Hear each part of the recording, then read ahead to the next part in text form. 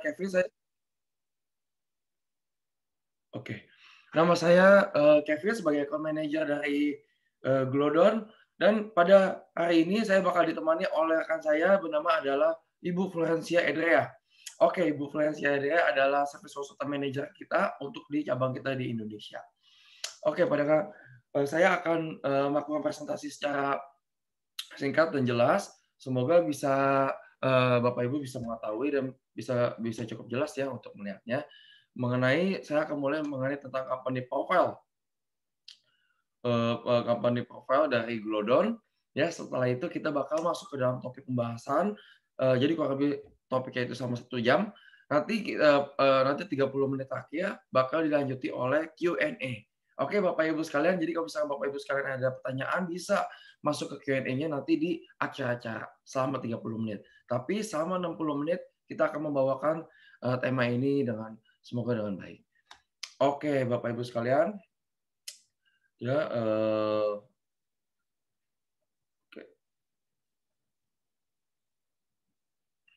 Oke, udah bisa lihat ke monitor saya ya? Sudah, Pak. Sudah. Oke, terima kasih banyak nih, Pak. Oke, jadi pertama-tama senang banget kita bisa memperkenalkan perusahaan kami dan juga produk-produk kami ya. Jadi nama perusahaan kami adalah Glodon. Nah, Glodon ini sebenarnya itu ada singkatannya. Itu adalah Global Development. Nah, asalnya perusahaan kami ini dari China. Nah, kalau misalkan di China, nama aslinya kita itu adalah Quang Denta. Begitu ya, Bapak Ibu sekalian ya. Nah, jadi konten pada hari ini kita bakal melakukan company introduction ya. Oke. Glodon atau disebut Global Development atau juga disebut dengan Kolenta, kami adalah sebagai digital building platform provider yang ada di dunia begitu ya. Jadi kita mencoba untuk memberikan solusi-solusi untuk digital building. Nah, jadi untuk semuanya untuk yang berkaitan dengan building. Nah, Bapak Ibu sekalian, jadi kami sudah ditemukan atau kami didirikan sejak tahun 1998. Jadi kurang lebih kita sudah punya pengalaman 22 tahun ya di industri ini, di industri konstruksi bangunan ya.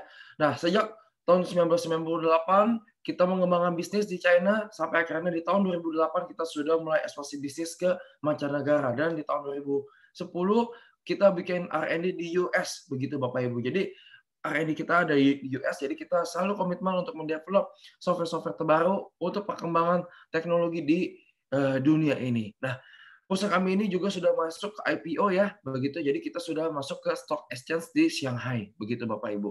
Nah, dalam artiannya perusahaan kami ini sudah go public, begitu ya Bapak Ibu sekalian. Nah, yang tadi saya sampaikan kami sudah ada pengalaman kurang lebih 22 tahun dengan lebih dari 180.000 global client di seluruh dunia. Begitu ya Bapak Ibu sekalian. Nah, jadi nanti saya bakal kasih tahu ke Bapak Ibu sekalian di mana aja sih Glodon sudah ada berada begitu ya Bapak Ibu sekalian. Dan juga klien-klien kita di Indonesia juga siapa aja. Oke, jadi kita benar-benar fokus banget untuk mengembangkan R&D dengan kita melakukan investment besar-besaran itu sebesar 4 triliun ya selama 3 tahun. Nah, untuk kalau kita ngomongin tentang software Glodon itu, teknologi Glodon itu cukup banyak sekali Bapak Ibu sekalian. Ya, kurang lebih ada 693 software copyright yang dimiliki oleh Glodon. Dan slogannya kita adalah making every project a success. Artinya kita membuat kita nggak cuma buat di fase tender tapi di konstruksinya juga kita fokuskan. Nah, Bapak Ibu sekalian, ini adalah beberapa contoh kasus ya yang menggunakan Glodon yang cukup terkenal di Cina ya Bapak Ibu sekalian ya. Jadi ada Beijing Capital International Airport, itu airport yang besar sekali, yang airport terbaru di China begitu. Jadi beberapa proyek ini mau bangunan yang unik seperti yang menara CCTV ini juga menggunakan Glodon begitu Bapak Ibu sekalian. Nah, kalau kita ngomongin tentang global business operation, kita sudah ada di berbagai macam negara. Sudah ada di Eropa dan juga di Asia ya Bapak Ibu sekalian. Jadi di Eropa di mana aja? Ada di UK, ada di Swedia, di Finlandia, Luxembourg. Di situ juga ada di Asia. Nah, di Asia sendiri ada di Cina, ada di Hong Kong, Malaysia, Singapura, dan juga di Indonesia. Nah, untuk di Indonesia kami adalah kantor cabang resmi dari China Bapak Ibu sekalian. Kami bukan distributor, kami bukan agent ya.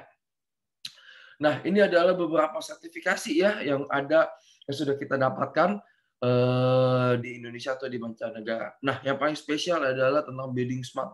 Nah, Bidding Smart ini adalah sertifikasi yang ada di Singapura, Bapak Ibu sekalian. Jadi, kalau kita mau jual software di Singapura, kita itu mesti dapetin sertifikasinya dulu.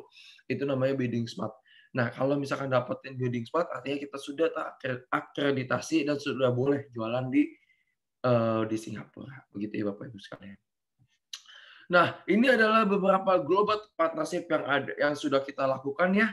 Jadi kita melakukan partnership dengan Autodesk sebagai software provider nomor 1 di dunia yang seperti kita tahu, Bapak Ibu sekalian. Jadi kita nggak head to head dengan Autodesk, tapi kita melakukan kolaborasi dengan Autodesk, Bapak Ibu sekalian. Jadi inputan-inputan gambar seperti AutoCAD ataupun Revit sudah kompatibel dengan Glodon. Nah, yang kedua adalah kita membuat kerjasama dengan Porkman. Nah, Porkman itu adalah perusahaan dari Finlandia yang besar sekali. Nah, jadi kita mengembangkan untuk Magicat, Bapak Ibu sekalian. Jadi Magicat itu adalah MEP desain software terbesar di dunia, dan Magicat itu adalah kolaborasi antara Glodon dan juga untuk Porkman. Oke, Bapak Ibu sekalian. Jadi kita masuk ke dalam Glodon Indonesia ya.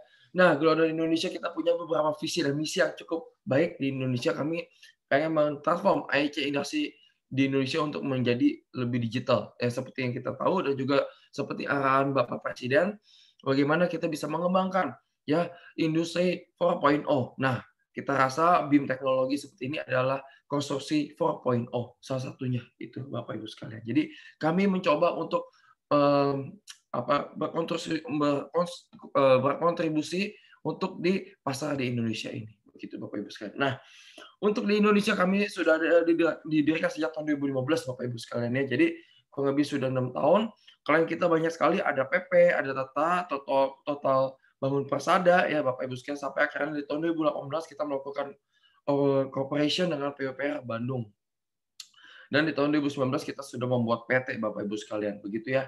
Dan di tahun 2019 kita melakukan deeper connection with the industry. Jadi artinya kita bekerja sama dengan Adikarya, Wika, WKC, segala macam, dan juga dengan PUPR dan juga institusi pendidikan lainnya. Begitu Bapak Ibu sekalian. Oke.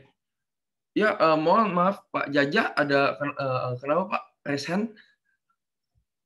Mungkin nanti kalau misalnya ada pertanyaan di belakang ya Pak ya? Boleh Pak ya? Siap. Nah, oke. Jadi untuk di Indonesia kita sudah ada klien kurang lebih 150 klien Bapak Ibu sekalian ya, dan kurang lebih dan kebanyakan klien kita adalah kontraktor, konsultan, dan juga di developer. Oke, jadi untuk partnership juga kita melakukan kerjasama dengan PT PP ya, senang banget. Kami bangga sekali bangga sekali Bapak Ibu sekalian, jika misalkan kayak PP semua proyeknya itu merekomendasikan untuk menggunakan Glodon begitu Bapak Ibu sekalian. Dan nggak hanya PP tapi juga kita melakukan cooperation dengan Adikarya Bapak Ibu sekalian. Jadi semua proyek-proyek gedungnya Adikarya direkomendasikan menggunakan Glodon begitu Bapak Ibu sekalian. Nggak cuma itu, kami juga kerjasama dengan PUPR, jadi kita mengembangkan BIM Center untuk Education of Construction Technology. Oke, Bapak Ibu sekalian, ini sebagai pengetahuannya aja. Ya, jadi untuk di pasar Indonesia, BIM itu sangat penting sekali, Bapak Ibu sekalian, sampai udah ada peraturan bukan PUPR aja, tapi sekarang udah Permen ya. Jadi peraturan Menteri Bapak Ibu sekalian untuk menggunakan BIM, soal BIM software ya. Nanti untuk masalah BIM-nya dan untuk penjelasan detailnya itu bakal dijelaskan oleh Ibu Edria ya. Jadi minimal ini sebagai informasi Bapak Ibu sekalian, minimal mungkin Bapak Ibu sekalian juga mengetahui, minimal 2000 meter persegi atau 2 lantai itu sudah wajib menggunakan BIM Bapak Ibu sekalian. Ya, mau BIM desain, BIM quantity take off, semuanya itu sudah wajib. Karena kenapa? Karena benar-benar kita rasakan benefit dan keuntungan yang menggunakan BIM Bapak Ibu sekalian. Karena BIM ini adalah sesuatu bukan hal yang baru untuk di pasar internasional, itu adalah BIM sudah ada sejak 5 tahun, 6 tahun yang lalu Bapak Ibu sekalian, tapi sesuatu hal yang baru di Indonesia. Dan tugasnya kita untuk bisa mengembangkan dan bisa mendapatkan value-value yang ada pada BIM tersebut. Oke, Bapak Ibu sekalian, untuk di global, kalau kita masuk ke product introduction, jadi Glodon itu memiliki digital building platform dari fase desain, construction sampai ke maintenance, begitu Bapak Ibu sekalian. Namun, yang masuk ke Indonesia itu baru dalam fase cost. Itu adalah Kubik Cost, itu ada TS, TRB, TME, TBQ, dan e-tender. Yang dimana teman-teman di perusahaan-perusahaan yang besar atau perusahaan yang berkembang, kalian-kalian kita di Indonesia sudah mengetahui apa sih manfaat dan value-value-nya ini untuk Kubikos. Dan hari ini kita mungkin bisa ngomongin tentang Kubikos. Ya, Kubikos ini ada TS, TRB, TME, dan TBQ, Bapak Ibu sekalian. Jadi kami fokus untuk fase untuk di arsitektur, struktur, beton, konkret, formwork, SKPD sampai ke finishing. TRB itu untuk ke pembersihannya Bapak Ibu sekalian. TME itu untuk mekanikal dan elektrikal, dan juga PQ, Bill of Quantity. Oke, nanti untuk detailnya bakal Ibu Edra jelaskan. Nah, untuk interoperability-nya Bapak Ibu sekalian, ada 4 file yang bisa dimasukkan ke dalam Glodon. Itu adalah BIM model atau Revit model atau AFC. Yang kedua adalah DWG. Yang ketiga adalah PDF. Yang keempat adalah JPEG, gitu Bapak Ibu sekalian ya. Jadi semua 4 gambar ini bisa terakomodir dengan plus minus masing-masing gambar tersebut ya Bapak Ibu sekalian. Jadi semakin bagus gambar tersebut, semakin cepat juga bisa kita lakukan pengoperasian. Begitu Bapak Ibu sekalian. Nanti detailnya bakal dijelaskan oleh Bu Ede. Oke, jadi ini adalah ada produknya, ada Magicat, ada CIM, ada GSET juga Bapak Ibu sekalian, ada juga CAD Leader. Dan juga kita bisa mengeluarkan sertifikasi Bapak Ibu sekalian ya. Jadi sertifikasinya itu kita bisa mengeluarkan 2, satu untuk tenaga ahli atau user sertifikat, yang kedua adalah sertifikasi untuk perusahaan. Jadi sertifikasi yang bisa kita keluarkan itu bisa digunakan untuk BIM tender dokumentasi Bapak Ibu sekalian. Begitu ya Bapak Ibu sekalian. Nah, ini adalah beberapa kontraktor Bapak Ibu sekalian yang sudah menjadi kliennya Glodon di Indonesia Bapak Ibu sekalian. Jadi syukur banget banyak sekali perusahaan-perusahaan negara, BUMN, dan juga perusahaan-perusahaan swasta Bapak Ibu sekalian ya, yang sudah menggunakan Glodon. Ini juga beberapa developer Bapak Ibu sekalian yang sudah menggunakan Glodon ya, dan juga ada beberapa konsultan juga. Jadi konsultan yang internasional maupun konsultan yang nasional juga. Dan ini juga government dan juga beberapa edukasi institusi pendidikan yang ada di Indonesia. Oke, ini adalah beberapa project reference Bapak Ibu sekalian. Jadi kita bisa lihat ya komparasinya antara perhitungan menggunakan Excel dan juga Glodon Bapak Ibu sekalian. Ada yang kedua seperti ini. Oke, Bapak Ibu sekalian.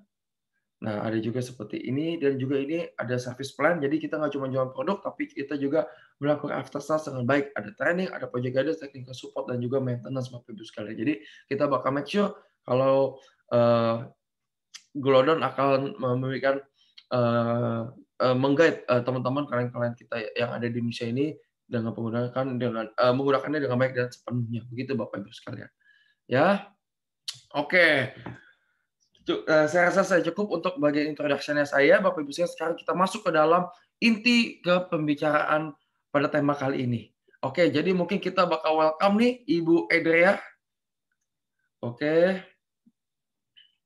Ya, selamat pagi. Selamat pagi Ibu Edrea. Ibu Edrea boleh.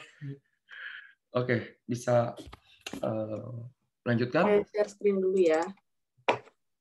Oke, Bapak Ibu sekalian, jadi sebagai informasi kita senang banget ya memperkenalkan Ibu Edrea. Ibu Edrea sebagai service consultant manager kita di Indonesia dengan pengalaman kurang lebih 10 tahun ya Ibu Edrea. Oke, jadi kita bakal ada topik nih mengenai menghadapi tender dengan BIM 5 dimensi. Selama 45 menit kurang lebih, setelah itu setengah jam kita bakal ada Q&A. Begitu Bapak Ibu sekalian. Jadi tadi ada yang resen-resen, ada yang angkat tangan. Oke, bisa disimpan pertanyaannya di akhir acara. Siap, oke, boleh Bu Edrea. Terima kasih. Oke, baik. Terima kasih Bapak Ibu atas kehadirannya hari ini ya. Selamat pagi semuanya. Terima kasih Pak Kevin, terima kasih juga untuk Pak Andreas dan tim dari Haki atas kesempatan yang diberikan kepada kami untuk memberikan presentasi tentang BIM 5D. Nah, perkenalkan nama saya Florentia Edrea, saat ini saya sebagai Service Manager di Glodon Indonesia. Nah, sebelum kita masuk secara detail mengenai BIM 5D untuk tender, mari kita lihat bareng-bareng dulu ya project life cycle yang terjadi di project pada umumnya. Nah, ini biasanya project kita itu dimulai dari conceptual design ya. Ada preliminary design, kemudian detail design, construction, sampai as-build. Nah, kalau kita bisa pisahkan sampai detail design itu prosesnya tender, masuk ke konstruksi itu udah mulai post tender. Nah, dari sebelum tahap tender pun sebenarnya dari pihak konsultan QS atau dari owner sudah sangat perlu memperhatikan sisi biaya dalam sebuah project. Mulai dari tujuannya untuk preliminary cost estimate, terus cost plan, pre-tender estimate, itu semua segi biaya itu menjadi aspek yang cukup penting ya. Jadi kemudian pada saat tender juga pastinya pemilihan kontraktor selain dari sisi teknikal dan kemampuan, pasti biaya juga menjadi pertimbangan dari pihak owner dalam memutuskan pemenang tendernya. Selanjutnya sampai construction dan as-build pun sisi biaya itu termasuk aspek yang cukup penting untuk terus dimonitor supaya proyek itu jangan sampai over dari budget. Nah, di sini kita banyak berbicara tentang biaya. Jadi kalau misalnya kita lihat lagi lebih dekat aspek biaya, kita bisa lihat proses dalam mengambil cost calculation tersebut. Ya, jadi pertama kita melakukan quantity take off atau perhitungan volume. Pada saat quantity take off itu ada 3 aspek yang harus kita perhatikan. Pertama adalah measurement, jadi ukuran elemennya, kemudian spesifikasi. Jadi pastinya kalau finishing lantai dengan area yang sama, kalau misalnya pakai marble dengan homogeneous style biasa, pastinya biayanya beda. Kemudian metode, seperti misalnya kalau balok beton ketemu dengan kolom beton, ada bagian irisannya itu yang dimenangin siapa, kolomnya atau baloknya, atau kita hitung kasar semuanya dihitung full. Nah, kemudian ada juga unit rate. Nah, unit rate ini adalah harga satuan ya. Misalnya pekerjaan beton itu biayanya itu tidak hanya dari biaya pembelian betonnya aja, tapi juga untuk pekerja, kemudian equipment dan lain sebagainya. Setelah kita dapat quantity dikalikan dengan unit rate, baru akhirnya kita mendapatkan bill of quantity kita. Nah, pada saat dengan metode konvensional yang banyak dilakukan saat ini sampai sekarang ya, kita itu melakukan pengukuran dari gambar ya, bisa aja gambarnya AutoCAD atau mungkin bisa juga hard copy kita ukur pakai penggaris ya satu-satu. Terus gambarnya itu tersebar ya, gambar denah, gambar detail, gambar spesifikasi itu halamannya terpisah kan, jadi kita harus bekerja bolak-balik gambar gitu. Kemudian datanya kita masukin ke dalam Excel template, dan yang tidak sederhana juga gitu. Walaupun memang sudah ada formulanya, tapi sel-sel yang kita isi harus kita pastikan kita mengisikan angka yang benar di tempat yang benar, kemudian formulanya itu connect satu sama lain, sehingga terkadang kalau misalnya ada data yang tidak sengaja terhapus gitu atau salah masukin, itu merembet kemana-mana dan kita cukup pusing untuk trace back. Begitu juga saat kita mau melakukan pertanggungjawaban ya dari volume yang kita keluarkan. Misalnya pihak lain menyebutkan, oh volumenya harusnya nggak segitu, dapatnya dari mana, itu agak susah kita menunjukkannya ya. Paling kita kasih lihat Excel-nya, kuantitinya berapa, formulanya dari mana. Nah, di sini saya mau bahas lebih dalam bagaimana sih teknologi building information modeling yang kita tahu cukup luas, software-nya cukup banyak, ini bisa membantu pekerjaan dalam kita melakukan quantity take off. Nah, sebelum kita masuk detail, kita sering dengar ya tentang BIM belakangan ini. Terutama tahun 2021 ini pemerintah mengeluarkan peraturan nomor 16 tahun 2021, ada di lampiran nomor 2, di bab Romawi 3 tentang standar pelaksanaan dan pengawasan bangunan gedung, terus subbabnya itu tata cara dan metode pelaksanaan konstruksi gedung.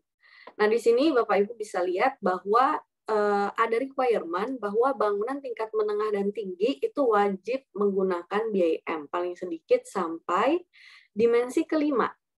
Nah, sementara ada lanjutannya lagi untuk bangunan pencakar langit dan bangunan super tinggi itu bahkan diwajibkan untuk menggunakan BIM sampai dimensi ke-8. Ya, cukup jauh ya. Nah, di sini terminasi yang digunakan oleh pemerintah di peraturan ini adalah dimensi, bukan level of development atau level kolaborasinya. Nah, mari kita lihat dulu penjabaran ya tentang apa sih maksudnya dari 3 dimensi, 4 dimensi, 5 dimensi. Nah, berhubung topik yang saya bawakan hari ini ada 5 dimensi, jadi saya akan lebih fokus di 5 dimensinya aja. Jadi kalau 3 dimensi kita semua tahu ya, udah fisik bangunannya itu dimodelkan seperti aslinya ya, 3 dimensi. Jadi kalau kolom nggak cuma penampang, tapi tingginya juga.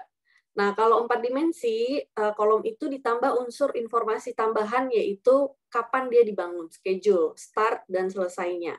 Jadi dari model kita bisa lihat simulasi, elemen-elemen yang dibangun barengan itu pada tahap pertama yang mana, kemudian lanjut ke stage selanjutnya seperti apa. Sementara itu kalau untuk 5 dimensi, dalam model 3 dimensinya itu ada unsur cost dan quantity tertanam di dalam modelnya. Jadi 5 dimensi itu lebih untuk perhitungan cost. Nah, BIM 5 dimensi itu tidak harus memiliki unsur 4 dimensi. Jadi tidak harus ada schedule di dalamnya. Jadi bisa aja langsung cost. Karena apa? Nggak semua orang perlu hitung schedule ya. Misalnya dari sisi QS ada kebutuhan untuk menghitung kuantitinya aja. Untuk schedule-nya tidak ada seperti itu. Nah, kalau kita lihat bagaimana sih BIM ini bisa mentransformasi cara bekerja kita dalam melakukan quantity take off, ya, jadi mengikuti step by step yang sudah dijabarkan di depan, di mana quantity take off itu mengandung unsur measurement. Jadi yang tadinya kita mengukur, ya, di AutoCAD gitu misalnya kita tarik garis untuk dapat dimensi, kemudian dimensinya kita masukin ke Excel ya, untuk formulanya di Excel. Sekarang itu kita mindset-nya lebih ke mendapatkan quantity dari fisik 3 dimensi yang dibuat di model. Begitu. Jadi tadinya mengukur, sekarang memodelkan. Jadi sedikit ada perbedaan dalam metode kerja. Itu untuk measurement-nya. Sementara untuk spesifikasi, tadinya kita harus nggak bisa lihat ya di gambar balok ini spesifikasinya apa, karena tidak ada informasi tentang spek balok di gambar 2D. Nah, kalau di 3D, di model yang kita buat ini, di dalamnya itu sudah ada informasinya, pakai mutu beton berapa, ukurannya berapa. Begitu juga misalnya untuk dinding ya, dinding ada area segini, ada bukaan pintu, tapi nggak cuma itu aja, kita tahu dinding ini itu terbuat dari apa, kita masukin di dalam atribut elemennya. Nah, yang lebih unik lagi dalam 5D ini, elemen tambahannya itu adalah di dalam software kita masukkan prinsip-prinsip metode perhitungan. Seperti misalnya perhitungan balok tadi, itu ngurangin kolom, ngurangin pelat, itu dihitung di dalam, harus diperhitungkan ya. Jadi mengikuti standar metode perhitungan yang biasa kita lakukan. Nah, di Kubikos ini untuk tulangan, kita cukup ketikkan tulangan tumpuan lapangan, kita calculate, nanti akan kelihatan secara 3 dimensi hasil perhitungannya. Nah, di sini kita bisa perhatikan ya, pengangkuran, terus tekukan tulangan, overlap, itu semua sudah diperhitungkan karena sudah ada built-in rule di dalam software-nya. Gitu. Jadi, sesuai dengan kebutuhan kita untuk menghitung cost-nya. Seperti itu. Jadi, prinsipnya seperti ini. Jadi kita membuat BIM cost model dimensi 5 gitu. Nah, inputnya berupa apa? Kita pastinya perlu gambar desainnya. Nah, banyak yang bilang gimana kita mau lompat tiba-tiba ke 5D padahal kita modeling 3 dimensi aja, enggak. Nah, dengan Kubikos itu kita bisa langsung masuk ke 5D-nya dengan bermodalkan gambar 2 dimensi. Bisa PDF, bisa AutoCAD. Atau kalau misalnya kalau udah ada 3 dimensi, udah ada software BIM lainnya yang digunakan, pastinya bisa interoperability ya. Jadi bisa ekspor terus diimpor ke sini sehingga bisa langsung kita hitung kuantitinya.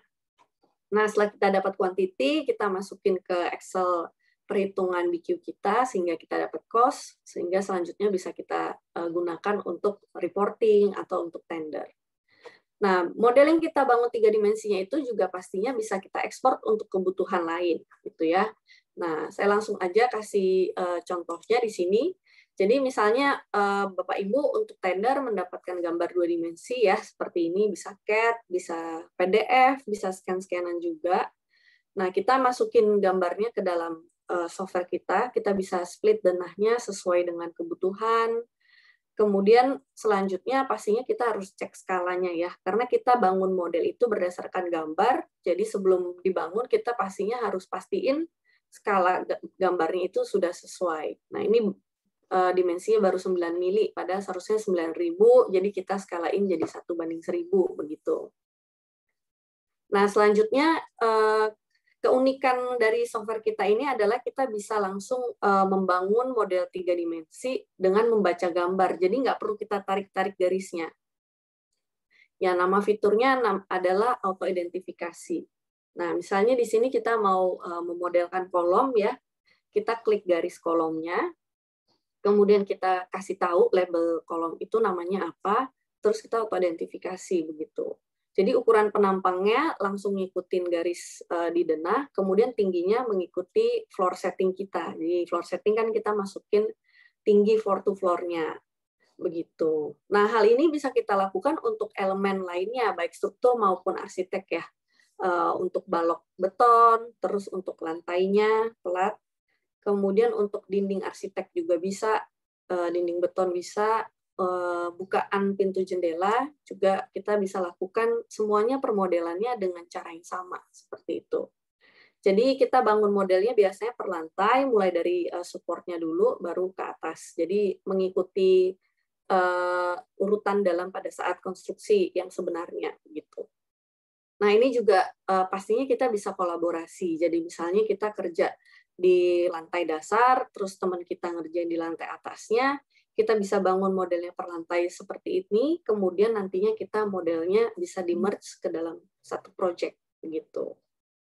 Nah, jadi untuk QS atau kontraktor yang ingin menghitung kuantiti secara cepat dan dapat gambarnya cuma 2D, biasanya metodenya seperti ini ya. Jadi dibangun model 3 dimensi dengan auto-identifikasi, ya kadang kombinasi juga dengan manual, seperti misalnya untuk rem ini, kita nggak bisa auto-identifikasi ya, karena kita harus gambar dulu.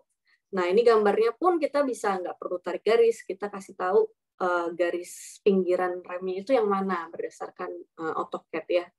Jadi kita kasih tahu dulu garis pinggirnya, kemudian setelah itu kita identifikasi kemiringan remnya gitu. Ya, bisa dilihat di sini. Kita identifikasi kemiringan remnya, kita kasih tahu sloping dan arah naiknya begitu ya. Jadi software-nya bisa membuat remnya dengan cepat gitu. Bandingin kalau misalnya kita hitung manual ya, mungkin pakai perkiraan juga kali ya, karena kan miring, jadi kita harus cari panjang ekivalennya, kemudian area baru dikalikan areanya begitu. Ya, jadi ini prosesnya cukup cepat untuk membangun model satu lantai gitu. Setelah rem, biasanya elemen yang sering kita temukan juga di gedung itu adalah tangga ya. Nah, untuk tangga juga setelah ini akan bisa dilihat, pemodelannya juga cukup mudah. Bisa kita gambar seperti ini. Pertama kita hitung dulu dimensinya, kemudian kita input lebar tinggi di atribut, kemudian kita tarik garis seperti ini untuk membuat tangganya. Gitu. Nanti bordesnya dia otomatis ngikutin juga. Seperti itu. Nah, setelah selesai nanti tangganya ini dengan tarikan seperti ini, nanti kuantiti yang keluar sesuai dengan kebutuhan juga. Jadi area-area yang dikeluarkan itu sesuai dengan yang biasa kita perlukan untuk BQ ya, area risernya, terus ada anti-slip, area bekisting, itu semuanya bisa dikeluarkan oleh software ini. Begitu. Nah, kemudian apabila misalnya kontraktor nih sudah menang tendernya, kemudian mau dilanjutkan modelnya untuk ke Revit, ini pastinya bisa. Jadi dari Cubicos bisa kita ekspor. Nah, ini sekarang udah di Revit. Nah, di Revit bisa import dari software Cubicos-nya. Jadi bisa dipastikan permodelan 3 dimensi itu tidak perlu dikerjakan berkali-kali begitu ya. Jadi kalau misalnya dari Cubicos-nya udah dimulai 3 dimensi, lanjut ke Revit, tinggal diimpor. Sebaliknya, kalau misalnya udah punya model Revit-nya ke Cubicos, bisa langsung diekspor ke Cubicos-nya. Gitu. Nah, ini contoh proses untuk kalau misalnya kita import dari Revit ya. Gitu. Kita bisa import langsung dari Revit. Saya percepat aja. Jadi intinya kita di sini yang dilakukan adalah validasi atau matching tipe elemen ya. Karena kadang suka aja ada yang salah alamat, misalnya seharusnya dinding, tapi dimodelkan sebagai elemen kolom. Nah, itu untuk kalau misalnya kita tujuannya melihat cuman sebagai fisik, visual, nggak masalah. Nah, tapi kalau misalnya kita mau hitung kuantitinya, bisa ngaruh ya, jadi salah alamat elemennya. Nah, jadi setelah kita proses matching ini, kita lakukan import model, nanti model 3 dimensinya akan masuk seperti ini, tinggal kita calculate aja. Gitu. Terus di dalam software kita bisa atur report kita, mau tabelnya itu isinya kategori apa aja, misalnya zona, nama, material, ya, yang mau kita tampilkan, sehingga kita bisa dapat format tabel laporan itu sesuai dengan yang kita butuhkan, begitu. Ya, jadi kita tinggal susun-susun aja, nanti laporannya ini sesuai dengan format yang sudah kita atur ya.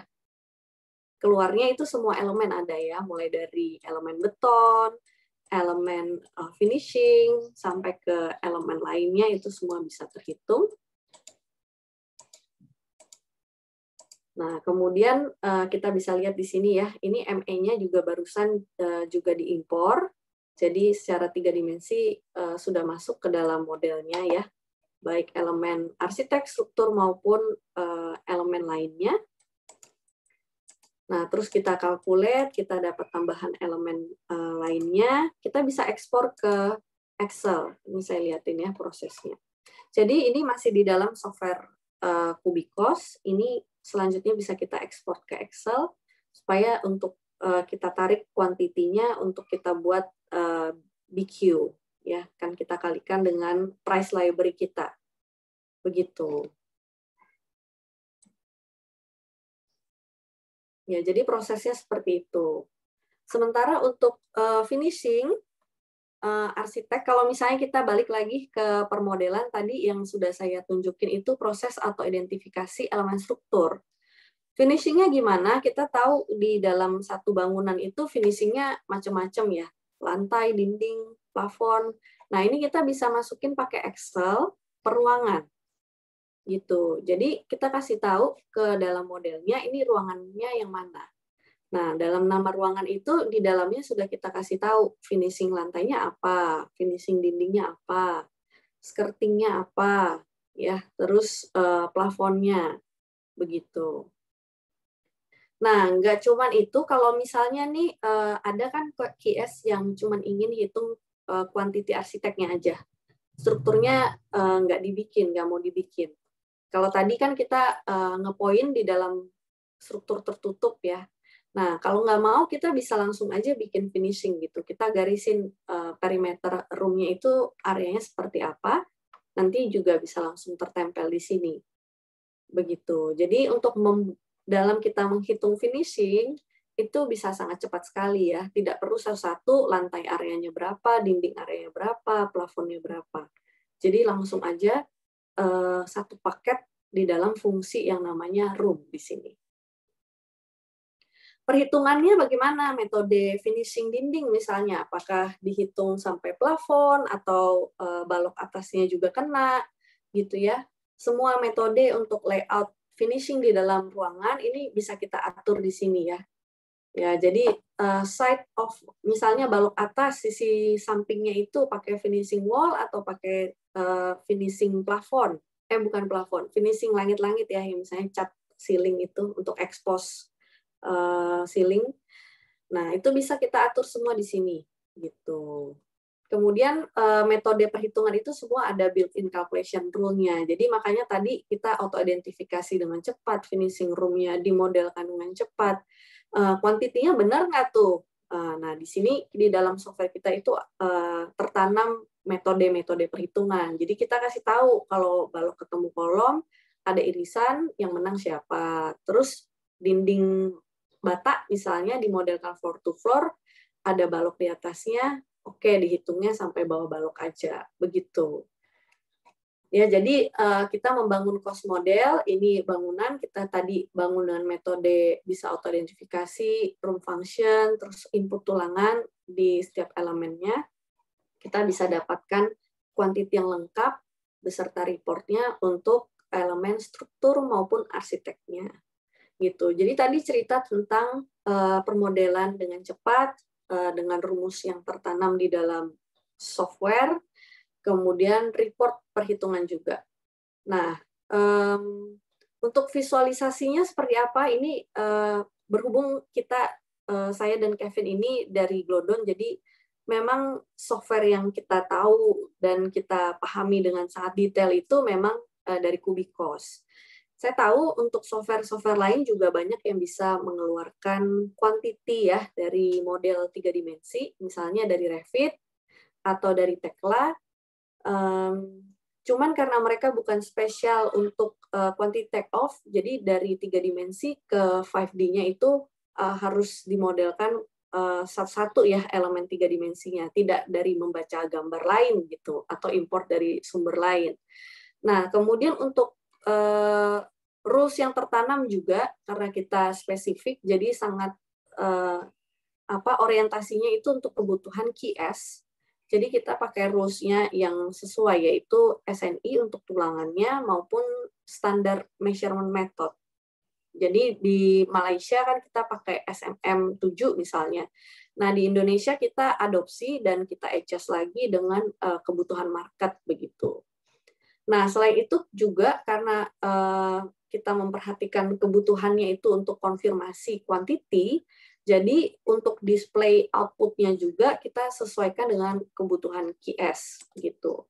Jadi deduction atau metode perhitungan di dalam software, misalnya dinding kita dapat area sekian ya di output-nya, volume terus area, itu dapat dari mana? Ada rumusnya yang dikasih lihat. Kemudian kita juga kasih lihat secara 3 dimensi, 3D deduction display. Jadi dinding ini dikurangin pintu, dikurangin kolom, aslinya bagaimana gitu. Jadi di breakdown satu-satu, gimana software itu bisa mendapatkan quantity tersebut secara visual. Begitu. Jadi kalau misalnya kita mau konfirmasi metode kita apakah sudah sesuai atau belum, bisa kita lihat langsung secara visual. Ya, karena dalam perhitungan quantity itu yang sulit juga selain menghitungnya adalah mengeceknya ya, apakah sudah benar atau belum. Begitu juga dengan tulangan nih, misalnya tulangan kita kan input pakai data gitu ya, tapi dengan rule di dalam software kita bisa lihat 3 dimensinya. Kalau kita kasih opening gimana tulangannya, apa harus digeser? Enggak ya, softwarenya otomatis bisa update sendiri, ngikutin kondisi opening. Detailing di opening gimana? Ada tekukan-tekukan nggak? Ada. Sesuai dengan standar detail yang kita pakai di dalam software, yang sudah tertanam, yang pastinya bisa kita edit.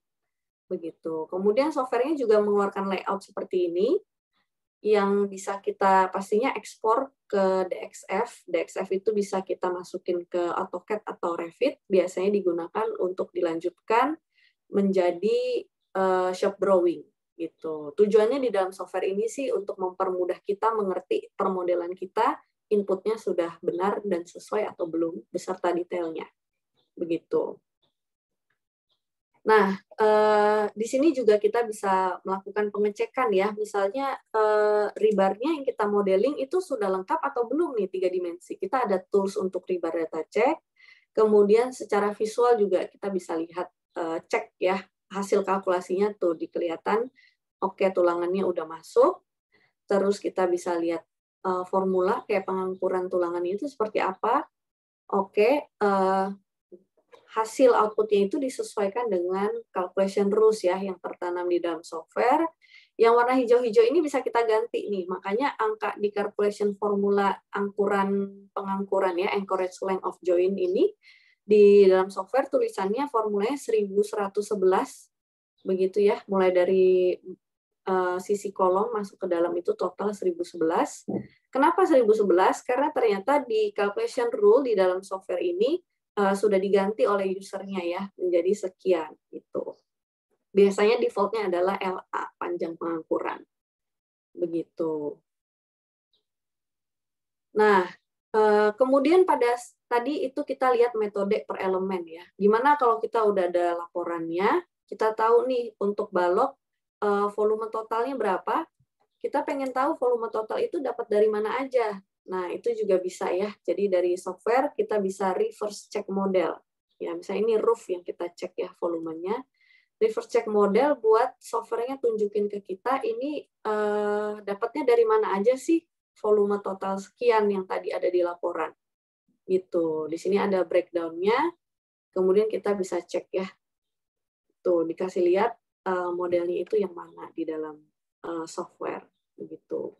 Dalam hal mengecek quantity, speed dari Excel ke Kubikos itu jauh ya berbedanya. Jadi dengan bantuan visualisasi tadi, kita saat mengecek quantity itu 5 kali lebih cepat daripada menggunakan software Excel. Gitu. Banyak sekali klien kami yang sudah menggunakan Kubikos untuk baik untuk tender maupun untuk construction di project-project mereka. Kebanyakan menggunakan 2 software ya, TAS itu untuk arsitek struktur, TRB untuk spesial tulangannya tadi. Nah, ini mereka semua mengakui bahwa sangat membantu dari segi kecepatan, akurasi, dan efisiensi dalam bekerja. Begitu. Nah, saya akan masuk sedikit untuk construction stage ya, Bapak Ibu. Jadi, sebenarnya Kubikos ini kalau kita udah bangun 3 dimensinya dengan cepat, dapat quantity, kan sayang ya nggak bisa ditransfer ke construction gitu. Kalau udah menang tender, apakah quantity buat construction-nya nanti kita hitung sendiri gitu di lapangan. Apakah bisa menggunakan dari yang sudah kita modelkan? Nah, itu pastinya bisa, terus keuntungannya banyak kalau kita udah buat 3 dimensinya. Misalnya nih, user kita cuma tujuannya untuk hitung quantity nih, tapi gara-gara memodelkan, jadi bisa early clash detection ya, jadi bisa tahu dengan cepat. Misalnya di struktur sama arsitek ini void-nya nggak nyambung nih, gitu. Terus bisa juga banyak klien kita yang menggunakan untuk quantity checking, jadi cross check antara pekerjaan subkon atau mandor di lapangan dengan yang sudah disepakati di awal di model ya. Jadi pada saat koordinasi juga dikasih tahu Bapak skopnya yang ini, tahapannya bagaimana, kuantitinya juga dari software ini sekian gitu. Jadi kalau misalnya ada progress atau quantity discussion, kita mark-nya itu di dalam software gitu. Nah, kemudahan yang diberikan oleh software Kubikos kita ini adalah kita ada construction segmentation ya, berdasarkan progress claim, berdasarkan construction stage, tergantung kebutuhan kita gitu. Jadi kita bisa mecah quantity report berdasarkan area yang kita pilih. Nah, area ini kita bisa tentukan sendiri apakah ini area construction zone 1 ya atau construction zone 2 atau progress. Ya, ini progress per tanggal sekian itu udah sampai mana. Gitu. Jadi ada macam-macam pembagiannya tergantung dengan kebutuhan kita gitu. Nah, setelah itu kita bisa calculate nanti reportnya akan menyesuaikan ya. Jadi nanti pas kita udah mecah gitu kita bisa lihat nih quantity per progress claim gitu. Jadi progress claim ini kuantitinya berapa gitu. Nanti misalnya lantai nih kita pengen tahu kuantitinya berapa persen masuk progress claim 1, berapa persen masuk ke yang 2, itu juga ditunjukin ya di dalam softwarenya. Di sini saya balikin lagi seperti ini ya. Jadi di formula di softwarenya juga dikasih lihat. Jadi originalnya berapa nih totalnya? Nah, sekian persen masuk ke area pertama, sekian persen masuk ke area kedua, begitu.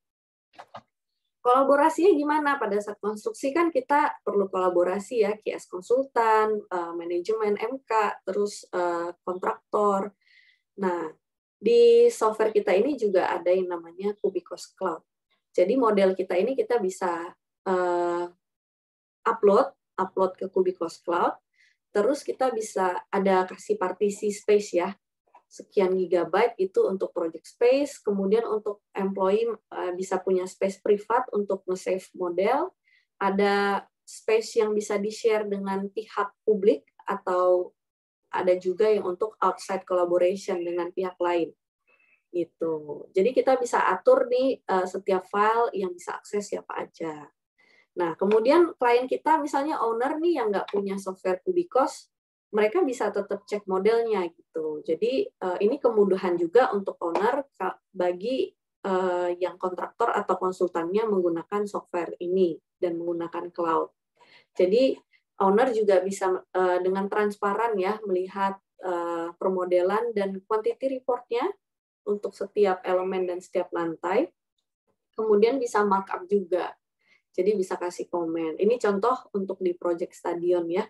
Jadi ini kita bisa lihat dari browser, kemudian ini bisa lihat report quantity recap-nya, dan pastinya kita bisa mark, kita kasih komen, nanti pihak lain akan dapat notifikasi kalau ada komen dari satu orang, nanti kita bisa jawab dan balas komennya di sini, begitu. Nah, kalau ada VO bagaimana? Ini tidak bisa dipungkiri ya, tidak ada project yang tidak ada perubahan, gitu ya. Pasti ada perubahan, walaupun kita sudah banyak kolaborasi dari awal, deteksi banyak kelas dari awal untuk menghindari perubahan, tapi ada aja faktor lain yang menyebabkan perubahan tersebut yang sulit kita hindari. Nah, kalau misalnya ada perubahan, kita bisa import perubahan, jadi gambar ini kita masukin gitu ya, drawing change. Terus nanti software-nya akan kasih tahu kita ditandain. Jadi misalnya biasa konsultan kan suka lupa ngeawanin ya. Nanti software kita kasih tanda, hijau itu ditambah, merah itu dihapus, terus abu-abu itu nggak berubah. Gitu. Nah, terus kalau udah didetect, dikasih tahu, kita edit aja mengikuti gambarnya. Jadi tetap kita yang ubah ya.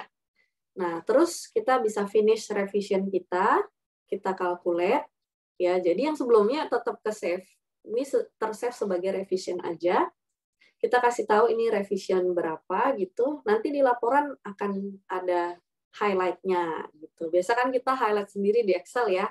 Perubahannya berapa, di sini kasih tahu. Nah, balik lagi sama kayak tadi saat baca gambar, yang hijau itu ditambah, terus yang merah itu dihapus, kuning itu berubah artinya. Begitu. Jadi reportnya tergenerate secara otomatis juga. Kalau misalnya ada perubahan, before revision berapa, after revision berapa, perubahannya berapa, kemudian ada highlight-nya. Gitu. Jadi kita nggak perlu pindah-pindah lagi. Gitu. Jadi kesimpulannya, Kubikos ini tadinya kita memang fokus di tender stage aja, gitu. Tapi sekarang kita udah push lagi tambahan supaya nggak sayang ya apa yang sudah kita kerjakan di tender. Kalau misalnya tendernya menang, kita nggak mau pemakaiannya itu berhenti di situ aja. Jadi dengan software ini bisa pemakaian itu maksimal sampai ke final account, begitu. Ya, dengan adanya construction modul. Ini contoh kasus yang terakhir di tahun 2020 ya, sampai sekarang juga masih berjalan dengan klien baik kami, Adikarya ya, untuk universitas 10 lantai gitu dan mereka menggunakan ini bukan hanya untuk tender tapi sampai ke konstruksi juga. Jadi pemakaiannya itu tadi yang sampai koordinasi dengan pihak subkon. Terus untuk internal juga untuk kebutuhan order material dan evaluasi quantity, begitu. Nah, manpower yang dibutuhkan itu kalau misalnya dengan ini untuk arsitek struktur aja ya, disclaimer tanpa tulangan. Jadi kalau nggak tanpa menghitung tulangan, ini manpower-nya 1 orang aja. Sementara kalau manual itu perlu 2 orang. Nah, durasinya 13 hari. Kenapa lama? Karena ini untuk construction. Jadi permodelannya detail. Karena modelnya juga dipakai untuk koordinasi dengan pihak lain. Gitu. Jadi harus tercermin dengan baik dan sudah detail sesuai dengan kondisi di lapangan. Gitu. Sementara kalau untuk manual itu sekitar 30 hari untuk dikerjakan oleh 2 orang. Gitu. Banyak sekali elemen yang sangat dimudahkan pengerjaannya dengan menggunakan software ini. Misalnya untuk wall element dan wall finish gitu. Di kasus ini itu wall element dan wall finish-nya bervariasi elevasinya tingginya gitu. Jadi harus kita set sesuatu. Begitu juga untuk tipe pintu jendela ya. Tipenya banyak banget gitu. Jadi inputnya satu-satu. Tapi keuntungannya karena ini modeling, jadi ketika kita sudah masukin tipe pintu, ukuran, terus kita taruh di dinding, nah dindingnya kan otomatis menghitung pengurangan dari pintu dan jendelanya, gitu. Makanya perhitungan untuk tipe wall dan finishingnya itu 1/3 kali waktu yang diperlukan untuk menghitung manual, begitu ya. Nah, kemudian dari testimoninya ini dikatakan ya, jadi rangkumannya itu penggunaan dengan menggunakan BIM5D ini nggak cuma membuat pekerjaan jadi lebih akurat, detail, dan efisien, tapi juga mempermudah dalam koordinasi dan kolaborasi dengan pihak lain seperti QS konsultan, owner, maupun pihak subkontraktor begitu. Nah, Bapak Ibu, sekian presentasi dari saya. Terima kasih atas perhatiannya. Kalau misalnya ada pertanyaan, silahkan langsung disampaikan aja. Mungkin ada yang ingin bertanya? Oke, terima kasih sebelumnya Ibu Ede sudah mempresentasikan dengan baik sekali. Oke, mengenai tadi tentang menghadapi tender dengan BIM 5 dimensi. Oke, jadi Bapak Ibu sekalian sekarang kita masuk ke dalam Q&A. Oke, Q&A kita ini durasinya selama 30 menit. Ya, betul ya Ibu Ede ya? Ya, betul.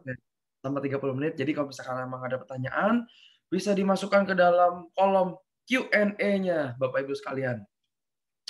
Atau misalkan mungkin bisa lebih interaktif, bisa juga langsung disampaikan juga nggak apa-apa, begitu ya. Jadi ada 2 pilihan, mau dimasukin ke dalam kolom Q&A atau disampaikan langsung. Begitu Bapak Ibu sekalian. Jadi mau masalah teknis atau non teknis juga bisa disampaikan. Terima kasih.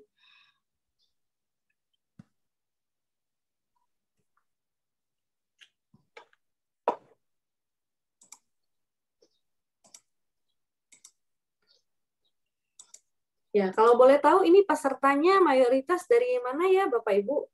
Mungkin boleh dijawab di kolom chat atau mungkin Pak Andreas atau dari Haki bisa memberikan info. Kebanyakan dari konsultan, kontraktor atau dari mana ya? Betul.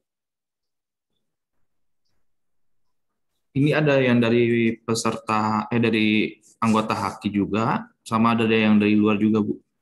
Oh gitu. Oke, siap. Terima kasih. Banyak kayaknya konsultan. Kebanyakan konsultan ya? Iya. Oke. Konsultannya struktur atau MK, Pak? Struktur kebanyakan ya? Oh, sebentar, Bu. Saya coba lihat listnya dulu ya. Oke.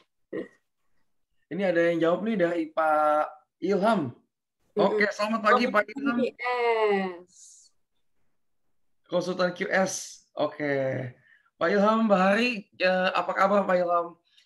Mungkin ada pertanyaan nih dari Pak Ilham yang bisa ditanyakan Pak Ilham. Mungkin pernah mendengar Kubikos sebelumnya, Pak? Atau sudah menggunakan? Iya, betul. Kalau misalkan udah ada di sini ada yang menggunakan, bisa juga disampaikan feedback-nya mungkin ke teman-teman yang lain.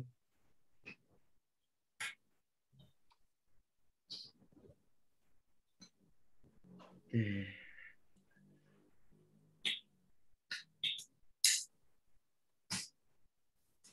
Tadi ada yang resen sih, Dre. Tadi ada yang resen Pak Jajah Nur Yusuf ya, kalau nggak salah tadi resen, angkat tangan. Mungkin ada pertanyaan, Pak? Ya, mungkin ada pertanyaan.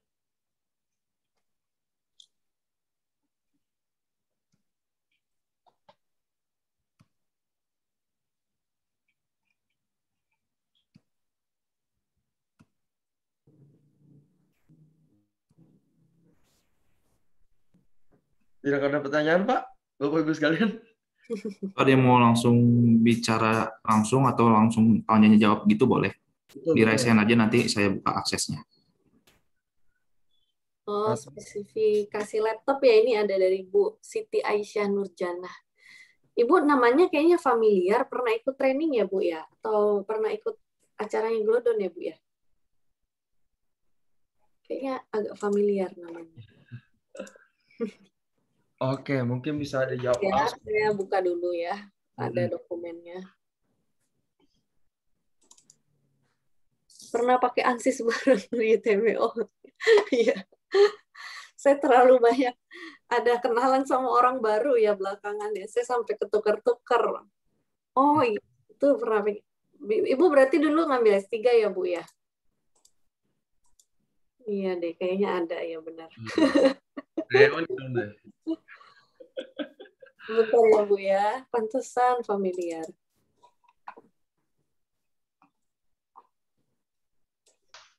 Apa kabarnya, Bu? Ibu berarti dosen ya, Bu ya? Sekarang.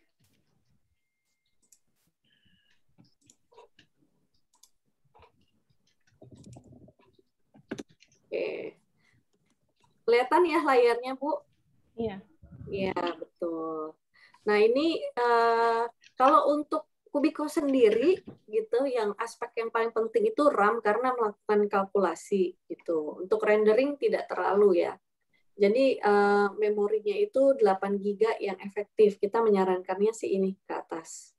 Gitu. Kecuali untuk yang kecil banget proyeknya boleh menggunakan yang 4 GB misalnya rumah ya. Kalau misalnya udah bangunan 2 lantai ke atas, yang disarankan itu yang ini 8 GB, kemudian Windows dari 7 udah bisa, yang penting operation sistemnya itu menggunakan yang 64 bit bukan yang 32 gitu. Terus kita so far seperti software sipil lainnya ya, kompatibelnya sama Windows. Jadi kalau pakai Mac OS belum bisa begitu.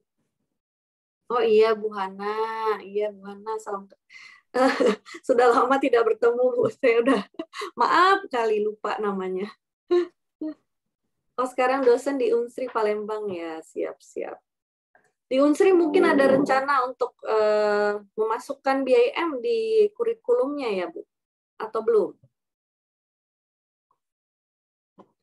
Sambil saya coba jawab pertanyaan yang lain ya. Mungkin bisa gini deh, mungkin bisa di-sharing juga nih kalau untuk yang buat institusi-institusi pendidikan, edukasi itu gimana sih deh biasanya kalau kita kerjasamanya gitu deh. Mungkin ada 1-2 cerita aja kali, mungkin bisa diceritain. Oh iya, jadi biasanya sih kalau di institusi itu kita bisa bantu mengajar ke dosennya ya untuk kemampuan menggunakan software, kemudian juga kemampuan untuk menjadi trainer gitu, untuk orang yang ditunjuk di kampus untuk membawakan materi tentang software Kubikos gitu.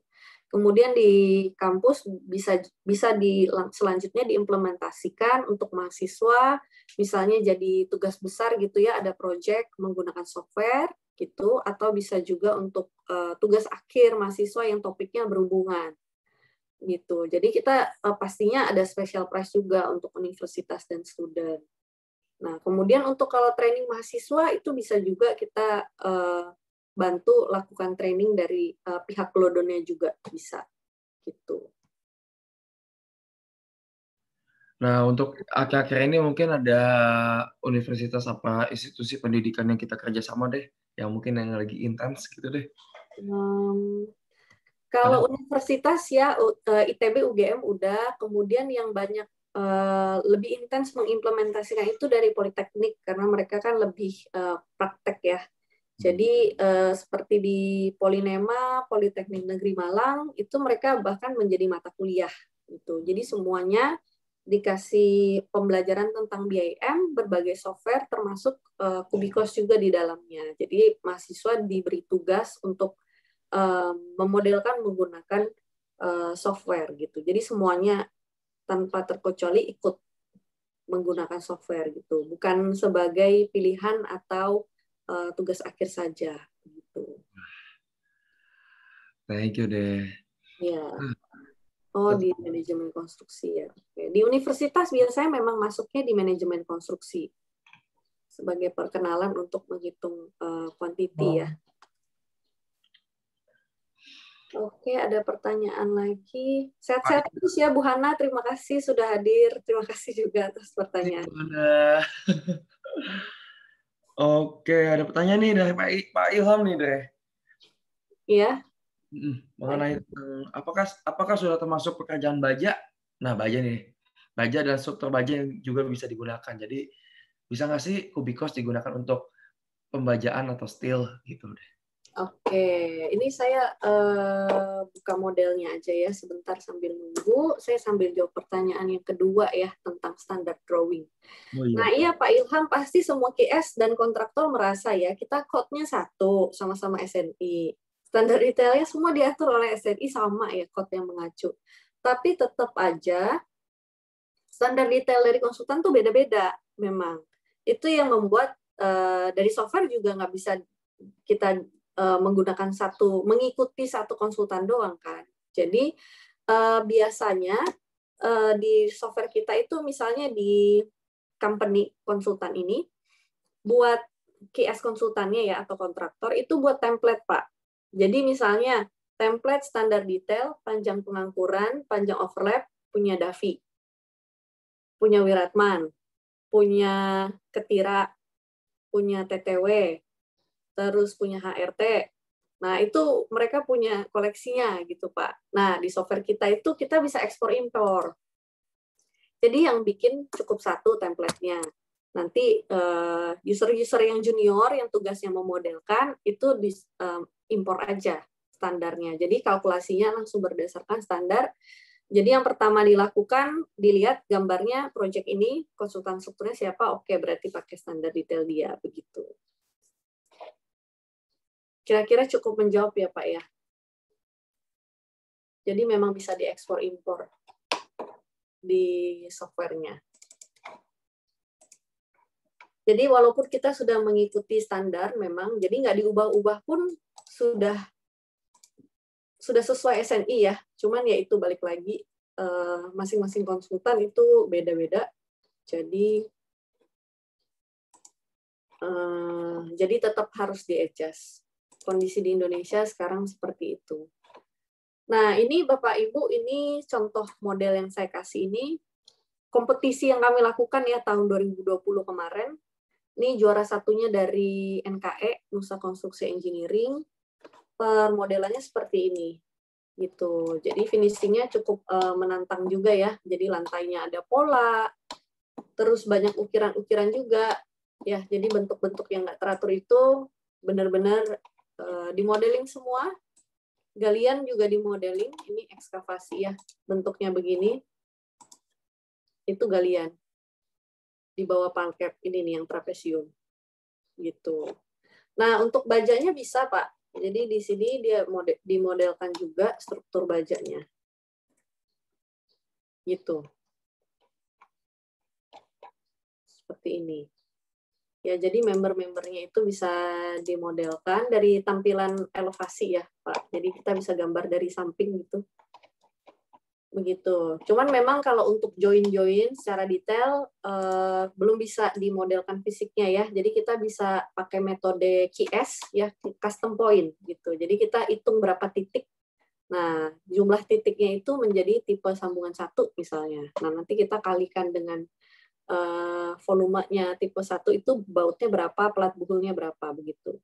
Jadi karena di sini kita tujuan memodelkannya balik lagi ya, bukan untuk detail-detail untuk membuat desain atau soft drawing gitu, Pak.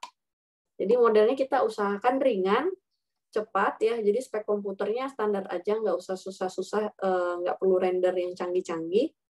Karena tujuannya memang supaya dapat quantity aja gitu. Makanya kadang kalaupun klien tanya bisa modeling ini nggak, bisa modeling itu nggak, kita service konsultannya biasa nanya, Bapak mau ngitung apanya? Gitu. Kalau misalnya cuma menghitung berapa titik atau berapa meter lari, ya udah kita nggak usah modeling sampai detail gitu. Jadi balik lagi yang penting efektif dan efisien aja gitu. Kira-kira cukup menjawab Pak Ilham pertanyaannya atau mungkin ada pertanyaan tambahan? Jadi kalau misalkan saya boleh tambahin sedikit, kalau tentang pembajaan ya, nah kalau Kubikos emang kita tuh lebih fokusnya ke building project ya, jadi ke bangunan-bangunan yang proyek-proyek bangunan begitu ya, yang gedung-gedung. Nah, kita mungkin lebih fokus di sana. Cuman kita juga bisa mainin nih Bapak Ibu sekalian untuk di pembajaan. Jadi seperti di gudang, warehouse, pabrik itu juga bisa kita lakukan. Tapi kita nggak ngitung sampai ke detailnya banget. Itu maksudnya sampai ke kayak baut-baut segala macam. Begitu sih Bapak Ibu sekalian. Karena setiap software BIM itu punya spesialisasinya masing-masing. Begitu. Jadi nggak bisa di apple to apple, tapi ada spesialisasinya masing-masing. Begitu. Kebetulan kalau di kita di struktur building projects. Iya, betul. Sambil menunggu pertanyaan yang lain ya, mungkin saya kasih lihat sedikit tentang standar detail ya. Jadi ini di software TRB kita. Ya.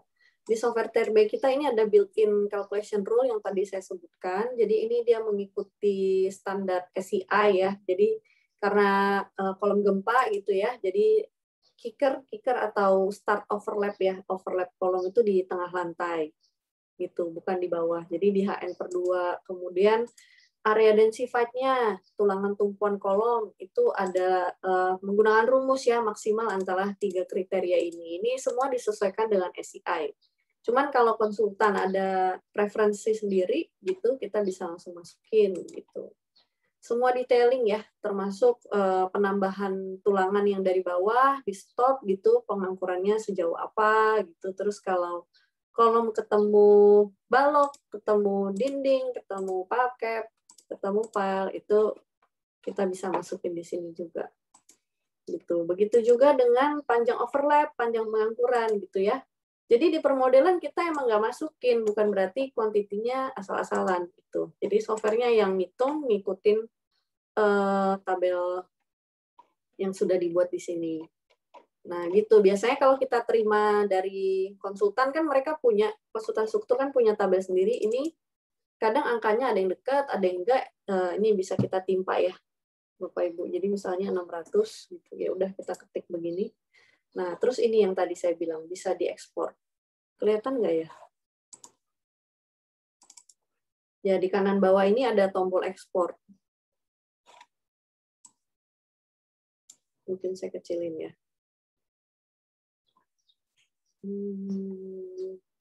Ya, di sini ada tombol ekspor. Development and lab setting.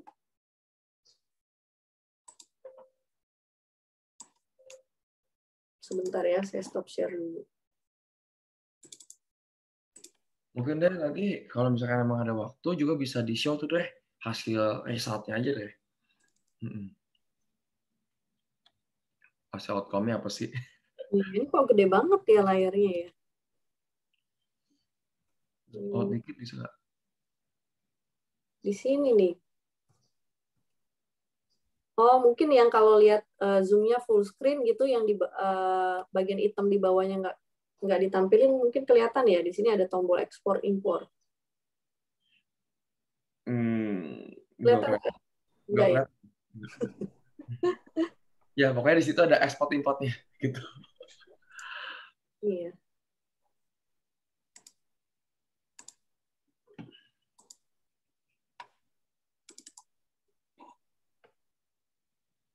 Ya, begitu ya. Jadi calculation rule-nya juga tadi di sini ada ekspor impor. Nah, ini salah satu value-nya software Kubikos banget Bapak Ibu sekalian, karena kita benar-benar melocalize terus apa yang ada. Jadi misalkan nih Bapak Ibu sekalian punya teman-teman di Singapura atau di Malaysia atau misalkan di Hong Kong atau dimanapun berada begitu ya. Fungsinya sama, semua fungsinya sama kayak kita, tapi rules-nya itu berbeda-beda begitu Bapak Ibu sekalian. Kalau kita emang mengacunya itu ke SCI begitu ya. Jadi kita mengacunya udah benar-benar SNI banget deh begitu Bapak Ibu sekalian. Nah, itu peraturan yang ada di Singapura sama peraturan di Indonesia itu berbeda.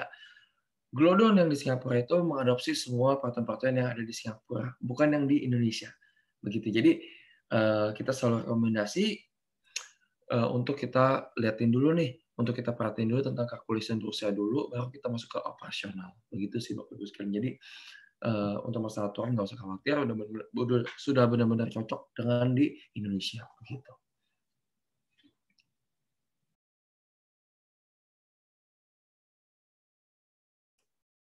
Oke, apakah ada pertanyaan lain, Bapak Ibu?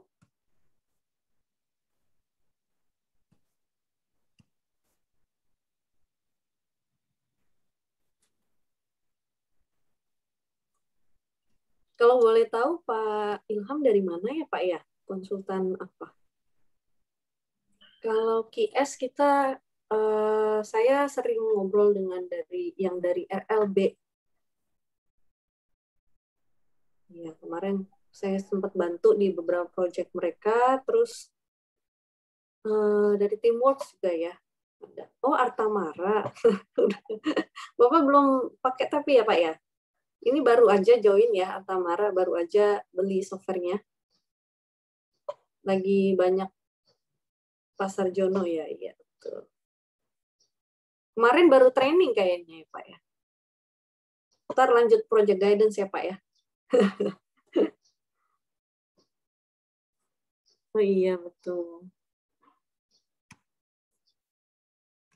Nanti project guidance pasti terasa Pak. Nanti akan kita lakukan settingan calculation rules-nya supaya sesuai dengan gambar di project ya.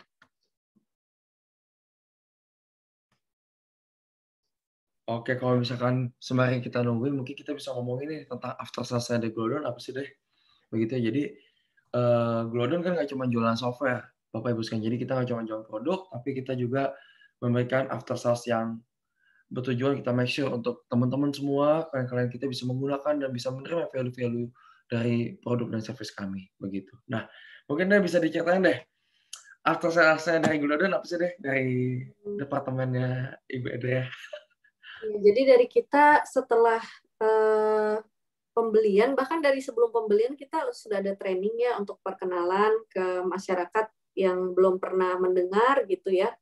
Kita ada training perkenalan 1 hari bagi yang mau mencoba gitu. Nah, setelah membeli softwarenya, nanti kita ada training basic skill 3 hari. Nah, itu kita mengcover semua elemen yang ada di dalam typical project gedung di Indonesia, mulai dari pulp cap foundation, rough foundation, terus shear wall, kolom struktur, balok, pelat, terus finishingnya semua yang tadi menggunakan fungsi room, itu semua kita cover dengan step by step operation yang biasa kita kerjakan juga di project-project gitu. Dengan harapan setelah training itu bagi yang benar-benar mengikuti ya, pasti bisa langsung mengerjakan project yang sendiri gitu. Nah, terus kompetensinya itu kita ada tes setelah 3 hari training itu dengan passing grade 60%. Kalau Bapak Ibu lewat, nanti dapat sertifikasi juga, sertifikasi basic skill dari Kubikos gitu. Nah, dari pemerintah kan juga mulai nih menggarap requirement ya untuk sertifikasi tenaga ahli dalam hal BIM. Memang belum ada regulasi khususnya, masih sedang proses, dan Kubikos juga sedang proses juga supaya sertifikasi basic skill ini bisa digunakan ya. Jadi kerjasama dengan PUPR-nya bagus, jadi bisa diakui untuk requirement project begitu. Kemudian kita juga ada project guidance untuk membantu pemantauan ya, supervisi di pilot project Bapak Ibu. Jadi bisa interaksi dengan service konsultan kami kalau misalnya butuh bantuan dalam permodelan, ada pertanyaan gitu ya, terus perlu bantuan untuk dicek apakah modelnya sudah benar atau belum, seperti itu. Dan along the way sampai selama masih menggunakan softwarenya gitu ya, terus maintenance terus, itu pasti kita layani selalu untuk kalau misalnya ada pertanyaan terkait technical issue di softwarenya gitu. Biasanya kita menggunakan remote control ya. Dari menggunakan laptop masing-masing gitu. Jadi nggak perlu visit, kita bisa tetap membantu klien-klien dimanapun berada. Gitu. Oke.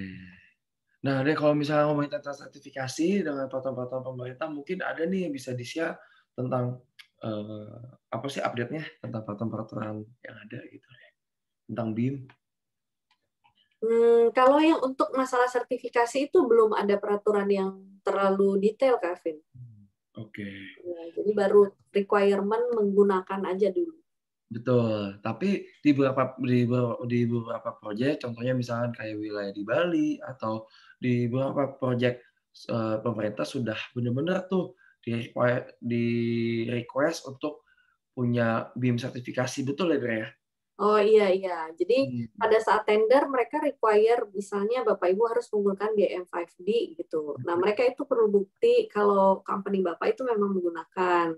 Nah, itu biasa kita juga mengeluarkan sertifikasi perusahaan gitu untuk menandai perusahaan yang usernya udah pakai, udah kita training, terus udah membuat model ya, udah selesai mengerjakan satu proyek secara berhasil gitu. Kita cek modelnya, oke, kita approve bahwa perusahaan ini sudah menggunakan software gitu. Jadi kadang dari pihak owner itu require ada buktinya. Nah, company certificate dan user basic skill certificate itu bisa menjadi modal untuk apply tender gitu ya. Kalau user certificate itu di tender biasa ditulisnya apa sih, Dre? Tenaga ahli ya?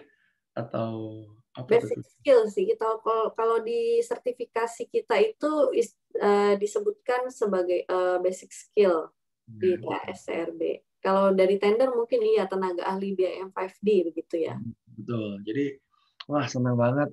Jadi benar-benar kayak pemerintah juga mensupport tentang perkembangannya teknologi. Jadinya kita bisa jadi konstruksi 4.0 juga lama-lama begitu Bapak Ibu sekalian. Oke. Iya Bapak Ibu sekalian ada pertanyaan lagi, kalau misalkan emang ada bisa langsung ditanyakan loh. Jadinya kita interaktif aja. Begitu Bapak Ibu sekalian. Oh, saya nanya deh ke Ibu Adria lagi. Susah nggak sih buat Ibu Adria untuk memulai menggunakan Kubikos di dalam suatu perusahaan dan untuk proses pembelajarannya? Sebentar ya, saya coba ada PowerPoint-nya. Gimana sih kalau misalnya kita mau berubah begitu Bapak?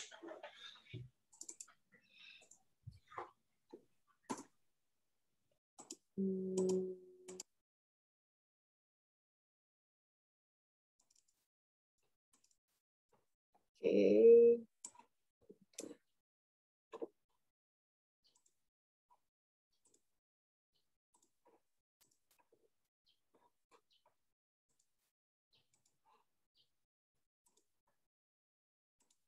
Oke. Layar saya kelihatan ya. Nah, pertanyaannya kan bagaimana? Tadi saya sudah sampaikan apa yang bisa kita lakukan, bagaimana cara kerjanya, apa yang bisa kita dapatkan gitu. Cuman banyak orang yang udah ikut training pun kayak oke, saya cukup tahu aja gitu. Banyak company sebenarnya key-nya lebih ke atas ya. Jadi usernya bisa dibantu oleh Glodon untuk persiapannya dengan training gitu. Tapi kalau misalnya dari pihak manajernya tidak mengimplementasikan di project, tidak ada keinginan untuk implementasi, ya nggak mungkin dong usernya tiba-tiba pakai gitu ya, padahal dimintanya pakai Excel, kan nggak mungkin. Kemudian dari atasannya itu diminta oleh siapa? Nah, bisa dari perusahaannya sendiri atau bisa karena terpaksa supaya dapat project dari owner. Nah, ownernya balik lagi, bisa ada yang swasta, ada yang pemerintah. Jadi ini seperti rantai makanan lah ya. Nah, ini contoh kasus cara mengimplementasi kalau kondisinya itu perusahaan sudah decide mau pakai. Nah, kalau perusahaan sudah decide mau pakai, pertama itu perlu assign mau pakai software apa, usernya siapa, apakah dari BIM modeler atau dari QS-nya, kalau untuk kasus Kubikos sebagai 5D BIM. Gitu. Atau kolaborasi, bisa juga, antara BIM modeler dan QS-nya. Gitu. Kemudian ini silahkan dikirimkan ke training. Training 3 hari dari Glodon itu gratis untuk klien. Jadi kalau udah beli software, trainingnya itu gratis, mau berapapun pesertanya bisa. Ya, jadi orang QS, orang BIM, orang lapangan, semua yang mau di training juga bisa. Gitu. Nah, dari sini kita akan memberikan report ke perusahaan, capability setiap orang gimana, yang udah dapat sertifikat, siapa aja, nilai ujiannya berapa, kehadirannya berapa. Begitu ya. Nanti jadi perusahaan bisa decide, oke, pilot project kita mau pakai yang mana, sesuai dengan kebutuhan ya, mungkin pengen supaya project ini bisa lebih terekspos, gitu, atau ada requirement dari owner, terus pilih timnya, tim perdana untuk pilot ini. Ini cukup penting tim siapa yang mengerjakan di pilot project ya, karena ngefek ke sisanya, dan tim ini juga akan mengajarkan teman-teman yang lainnya. Gitu, karena implementasi setiap perusahaan itu case by case beda gitu. Memang ada pihak Glodon yang selalu bisa mendampingi ya. Cuman tim pilot ini yang in charge internally gitu. Nah, setelah pilot tim ini mengerjakan proyeknya, tentunya kita juga bantu ya, mulai dari saran dalam pembagian tugas, kemudian metode pengoperasian di software-nya juga, basically sama dengan training, tapi kalau ada kasus-kasus tertentu bisa dikonsultasikan, pengecekan validitas model dan pembuatan report itu juga kita bisa memberikan suggestion gitu ya. Kemudian di pihak internal itu bisa melakukan evaluasi dan eksplorasi gitu. Kira-kira bisa sampai mana nih pengaplikasian implementasinya dan ke tim mana aja, ke project mana aja. Gitu. Terus bisa apa aja nih? Apakah kita mau pakai buat koordinasi dengan subkon? Apakah kita mau pakai untuk order material aja? Apakah kita mau pakai buat shop drawing gitu? Nah, karena balik lagi software kita karena tujuan utamanya itu untuk quantity take off dengan banyak bonus lainnya yang tadi saya kasih lihat rebar layout segala macam. Untuk mengolah ke tahap selanjutnya itu perlu membuat workflow dan sistem dan standar untuk di company sendiri gitu. Karena tiap perusahaan juga kan cara membuat BBS gitu-gitunya beda gitu. Nah, setelah itu membuat workflow yang standar itu mulai diimplementasikan lagi ke project lain gitu. Nah, di sini kita tentukan lagi tim barunya nih, user lain siapa, projectnya apa, yang megang software ini siapa, terus masuk lagi ke cycle ini sampai benar-benar semua anggota di perusahaannya itu full implementasi software-nya baik di level tender maupun sampai ke konstruksi gitu. Jadi di dalam company juga ini berlanjut terus circle-nya gitu. Jadi basically sih yang perlu pertama dilakukan ya, mungkin dari lebih ke pihak manajemennya gitu ya atau seniornya berpikir kondisi sekarang itu bagaimana sih pekerjaan di dalam company-nya gitu, workflow-nya seperti apa, metodenya seperti apa, kira-kira apa sih yang bisa diperbaiki. Kemudian dari situ juga kita tahu nih kita kekurangannya apa, masalahnya di mana, tapi kita juga perlu aware di satu sisi, apa aja sih yang tersedia di luar sana. Karena software itu banyak, tujuannya, manfaatnya juga beda-beda, harganya beda-beda, kita mesti cek juga gitu apa yang mau kita ambil, apa yang relevan buat kita, apa yang nggak perlu gitu. Dari situ kita jadi bisa lebih fokus ya dalam mempelajari sesuatu. Jadi kita decide yang mana yang mau kita apply, mana yang mau kita pelajari. Kemudian ya pastinya kita perlu tingkatkan skill dan knowledge. Jadi baik buat spesialis-spesialis di dalam company-nya, baik itu engineer, BIM modeler, QS, dan orang di lapangan juga harus mengerti gitu skill dan knowledge apa yang harus dikembangkan dan pastinya harus disupport oleh company-nya gitu untuk membuat program untuk develop usernya gitu. Jangan sampai cuman beli software supaya bisa dapat tender. Selanjutnya eksekusinya belakangan. Nah, nanti kasihan usernya kesulitan ya dalam menggunakan. Jadi perlu support juga dalam develop human resource di dalam company-nya. Jadi pastinya memang butuh waktu dan usaha, dan pastinya keinginan ya, baik dari manajemennya maupun dari usernya gitu. Jadi dua ini harus sama gitu, satu kapal gitu. Jadi usernya harus mau belajar, bukan karena dipaksa, dan manajernya harus support itu gitu, ngasih waktu buat belajar gitu. Jangan kayak tetap kerjain project jalan tapi harus belajar juga ya. Nah, itu gimana caranya? Ya, jadi perlu jadi selain secara sistem dan workflow, item-item ini juga lumayan penting dan ngaruh ke kesuksesan dalam implementasinya. Seperti itu. Mungkin ada pertanyaan? Oke.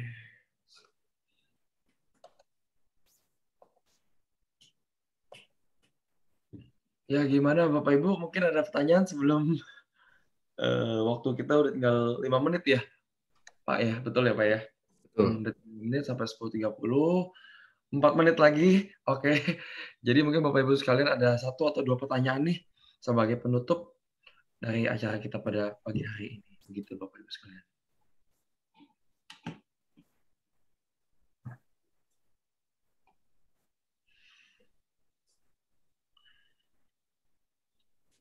Oke, mungkin Bapak Ibu di sini banyak yang dari luar kota atau tidak ya?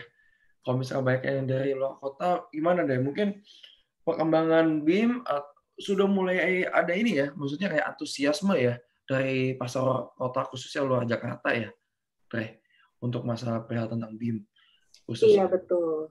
Jadi sebelum ada peraturan pemerintah ini kan sebenarnya BIM itu lebih banyak dipakai, di-require oleh pemerintah untuk proyek pemerintah aja, gitu kan.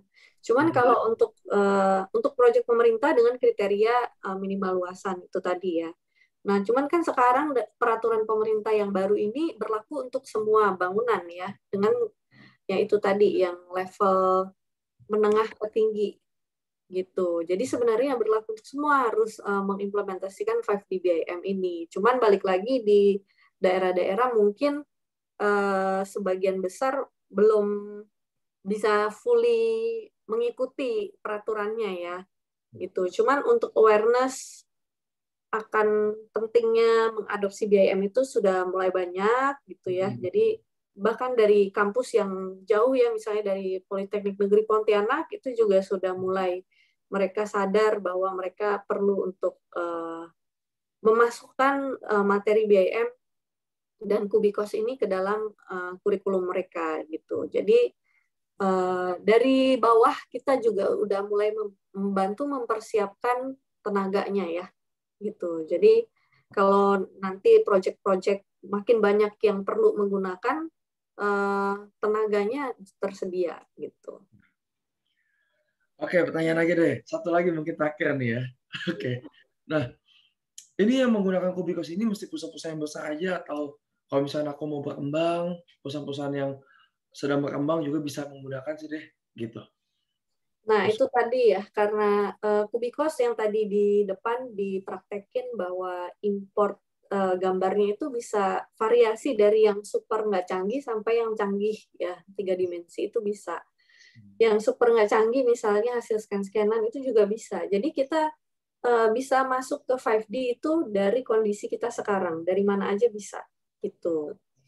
Secara software capable untuk itu, secara user metodenya itu relatif mudah ya, karena tadi pemodelannya itu bukan yang benar-benar kita manual satu-satu detail gitu, enggak, karena bisa ada fitur-fitur yang membantu, terus ada training gratisnya juga gitu. Jadi sangat memungkinkan lah. Jadi tidak perlu skill yang terlalu tinggi, tidak perlu modal gambar atau model yang terlalu canggih gitu dari yang kita punya. Kondisi project yang dan gambar yang kita punya itu kita bisa dapatkan 5D-nya gitu. Berarti kita ambil kesimpulan kalau siapapun mau perusahaan yang besar, mau perusahaan yang menengah, atau perusahaan yang baru sedang berkembang dan mau usernya baru lulus kuliah atau misalnya udah Iya. senior, ya itu nggak ada masalah selama emang kita punya keinginan untuk mencoba dan untuk mengubah sesuatu dan mengaplikasikan BIM ke dalam aplikasinya pekerjaannya kita itu nggak ada masalah ya. Jadi semua orang punya hak dan Iya, betul. semua itu bisa pakai software seperti ini begitu. Oke. Yang penting mungkin at least bisa AutoCAD ya. Jadi pada saat memodelkan itu ngerti menggambar gitu ya, menarik garis gitu ya, atau layer-layernya tahu gitu ya. Kemudian ngerti metode perhitungan quantity gitu. Jadi kalau misalnya softwarenya ngeluarin sesuatu, ada yang mau di cross check atau ada yang kurang sesuai dengan metode manual, itu bisa tahu bedanya di mana gitu. Jadi kalau mau diubah tahu di software diubah di mana. Begitu aja sih. Jadi untuk menggunakan softwarenya sih mudah. Cuman untuk balik lagi ya profesi QS, quantity surveyor itu tetap hakikinya tidak dihilangkan ya, harus mengerti metode perhitungan itu gitu. Iya, terus keuntungannya ya citra perusahaan kita jauh lebih baik ya kalau misalnya owner lihat kita ngeluarin quantity, ternyata dari situ oh berarti nggak sembarangan nih ngeluarin hitungannya, nggak sembarangan, nggak markup terlalu besar, nggak pakai rasio, cuman perkiraan doang, tapi ada pertanggungjawabannya gitu. Kalau misalnya saya ngomongin dari segi bisnis, banyak banget loh Bapak Ibu sekalian. Jadi kayak beberapa perusahaan yang sedang berkembang ya, saya yakin Bapak Ibu sekalian juga nggak tahu namanya apa, tapi mereka nganggap, oh dengan adanya software-nya seperti ini, itu nambah value ke dalam bisnis ke perusahaan. Jadi Bapak Ibu bisa branding ya, jadi bisa one step ahead dibandingkan kompetitor lainnya. Oh yang lain misalkan masih menggunakan Excel aja, kita udah pakai teknologi. Artinya kan perusahaan kita itu bisa kelihatannya lebih bonafit ya, lebih kelihatan profesional dan lebih ada nilainya. Artinya sesuatu yang kita jual itu nggak cuma harga aja, tapi benar-benar dari segi teknologi dan juga skill-nya kita. Begitu sih Bapak Ibu sekalian. Jadi wah senang banget kalau misalkan Glodon bisa banyak ngebantuin perusahaan-perusahaan Bapak Ibu sekalian menjadi lebih efektif, menjadi jauh lebih efisien dan juga pastinya lebih banyak bisnis yang bisa didapatkan di dalam suatu perusahaan. Begitu sih. Oke, sepertinya acaranya udah habis nih. Bapak yang di atas udah kasih kode kayaknya. Oke, Bapak Ibu sekalian kalau misalkan emang ada pertanyaan yang lebih lanjut, bisa loh menghubungi kami Bapak Ibu sekalian ya. Oke, kalau misalkan saya boleh share, menghubungi kami pada ini. Oke, Bapak Ibu sekalian ya. Jadi bisa kontak perusahaan kami, Bapak Ibu sekalian. Oke, atau mengkontak saya juga bisa Bapak Ibu sekalian. Jadi ini kartu nama saya, bisa difoto. Oke, Bapak Ibu sekalian bisa difoto aja di sini Bapak Ibu sekalian. Jadi kalau misalnya memang ada pertanyaan berkaitan dengan masalah teknis atau non teknis bisa dihubungi ke kami Bapak Ibu sekalian. Begitu ya. Atau kontak ke Haki juga nggak apa-apa Bapak Ibu sekalian. Betul ya Pak Haki ya? Ya, boleh. Oke, sekian kalau misalnya memang tidak ada pertanyaan lagi Bapak Ibu sekalian. Terima kasih banyak atas waktunya. Mungkin Ibu Edra ada yang sepatah dua kata yang mau disampaikan dan perwakilan dari Haki mungkin ada juga yang disampaikan. Boleh? Ya, Ibu Edra dulu, habis itu mungkin Haki. Kalau dari saya sepertinya udah sih, Vin, cukup. Udah ya, cukup ya. Ya, mungkin dari saya juga udah cukup. Terima kasih banyak Bapak Ibu sekalian. Semoga kita semua bisa berubah dan bisa melakukan lebih efektif ya. Nah, mungkin dari perwakilan dari Haki nih, mungkin Bapak sebagai closing Pak, penutupan. Oke, terima kasih untuk dari Ibu Foren sama Ibu Pak Kevin untuk presentasinya menyampaikan tentang BIM. Terima kasih juga untuk para peserta yang sudah hadir mengikuti acara webinar Haki. Mungkin itu aja ya sebagai penutup. Salam sehat, salam Haki. Siap. Terima kasih semuanya. Terima kasih.